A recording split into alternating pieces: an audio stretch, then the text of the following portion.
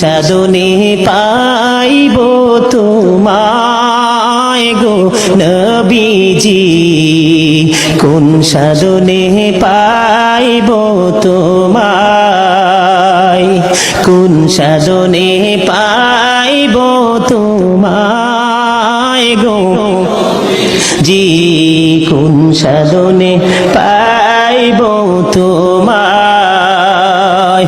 ও নবী রাখালি আর বেশে